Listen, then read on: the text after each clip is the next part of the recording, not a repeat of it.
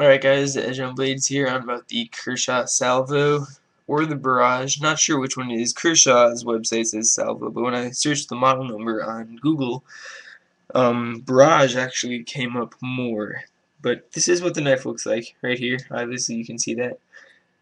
And the model number is 2445ST. So if you're interested in this knife, that's the information. First off, let me apologize for not putting up a video in, I think it's been 2.5 weeks. I went on vacation and had an amazing time. Came back and just never got back into YouTube mode. So tonight, I'm gonna just buckle down, get a video done, possibly two. I have another knife right here, ready for review. So that'll be up either tonight or tomorrow. But right now I'm just gonna talk about this. Like I said, this is the Kershaw Salvo. The blade length here is 3¼ inches. It is partially serrated and partially plain, and the steel is 14C28N, and that's a Sandvik steel. The handle is also stainless steel, and it has Track Tech inserts on this side, but this side it just is plain metal there. But these are very grippy. My Blur has these, and they really do feel great. They're rubbery. I'll talk more about them later. When I just get my board out of the way here. But the overall length is 7.6 inches. The closed length is 4.4 inches, and the weight is 4.2 ounces. So I'd say this is a medium to large folding knife, and it'll cost anywhere from $25 to $30, was the range that I found. So I guess a little bit on the cheaper side, but definitely worth it. If you want a good knife, definitely check this out. The first thing I absolutely have to mention is how nicely this opens. Right here, I'll just open it slowly for you. Show you that there is no spring assist at all on here. It's just a manual folder, and it is probably one of the smoothest and fastest folders that I have ever handled. That's not spring assist or switchblade automatic, something like that. So definitely, if you live in a state where, or a country even, where possibly assisted opening or switchblades aren't legal, but you want a fast knife, this would be great for you. It is a frame lock right here. As you can see, there's no liners. It's just two pieces of steel. There's a spacer on the back here. Couldn't really get information on that. It feels like plastic. Probably about 2/3 of the way up. Of course, it has Kershaw's reversible pocket clip, two positions, tip up and tip down. Right now it's in the tip down carry, and it rides like that in the pocket.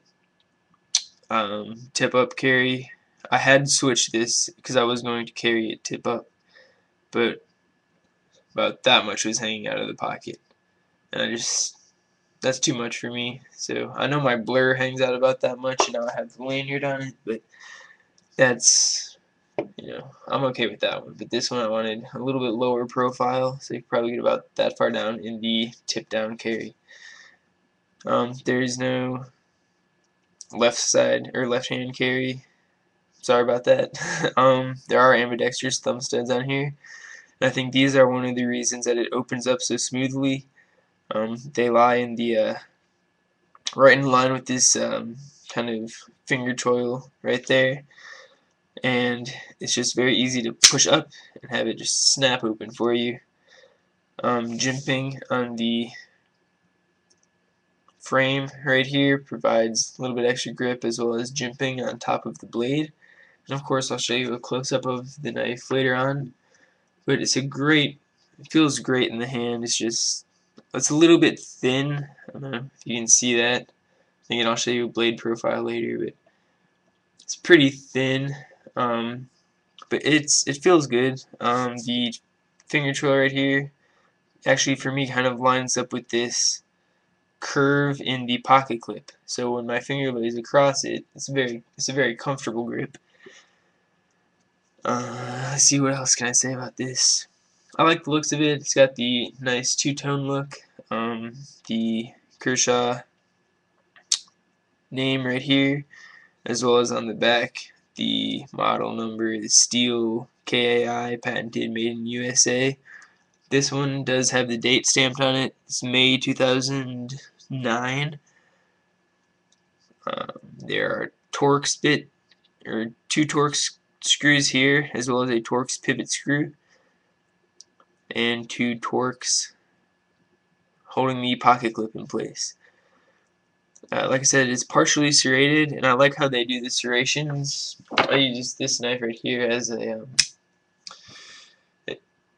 comparison, kind of. You can see how those serrations, oh, come on, they come down. You can't really see it. Typical serrations, I'll say, because Kershaw is one of the few companies who does it like this kind of scalloped design, but they're extremely extremely useful. And I'll do a test for you real quick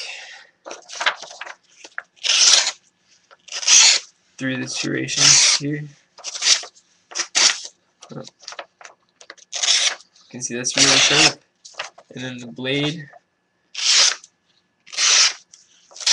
like all Kershaw knives, is also very sharp.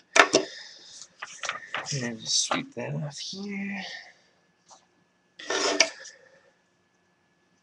Back to the knife. The point very sharp. I don't anticipate this. It comes down to a pretty fine point here, but I don't really anticipate this being a weak spot, because when I show you the profile, you'll see it's pretty thick up here and it tapers down kind of quickly. But I think there's enough, enough metal here that it's not going to break off too easily.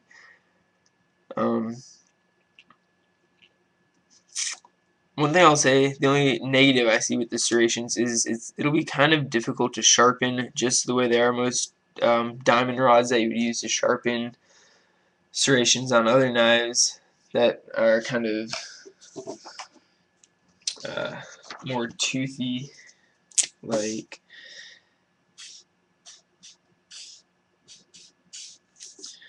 that. When you see serrations, you can get the diamond rod actually in here and sharpen each individual little serration. But on this, because they're going the opposite way, it would be hard to get a diamond rod in there. The only thing I would suggest is maybe on the back side, how it's obviously with most serrations it'll only be sharpened on one side. So on this side it's not sharpened. You could take a stone and kind of sharpen this side of that, and it would bring up the edge just a little bit. I'm talking more about the knife, the Track Tech. I said I'd come back to that. It's pretty grippy. It feels kind of rubbery. I'm not exactly sure how they make it, but like I said, my Kershaw Blur has this, so I'm a pretty big fan. I'll do the close-ups now and wrap this review up, because my internet, one of the other reasons I haven't been putting a lot of videos up, because my internet is not working at all. But here's some close-ups. You can see the serrations there. Yeah, writing the top numbers, the model number, followed by the steel KAI, patented, made in USA, and there's May 09. Hopefully you can read that. There's the pocket clip. You see it says Kershaw etched in there. Laser engraved would be my guess, but not quite sure. The jimping on the frame lock as well as the back of the blade. There's a close-up look of the track tech inserts and the spacer. Here is a profile of the blade. Do that. Right. There we go. See how it comes down to a point there?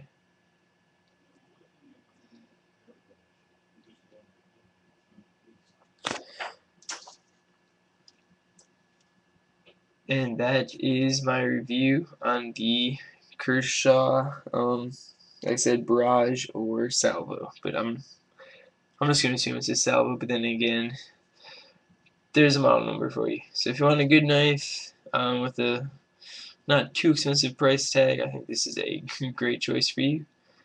And as always, thank you very much for watching.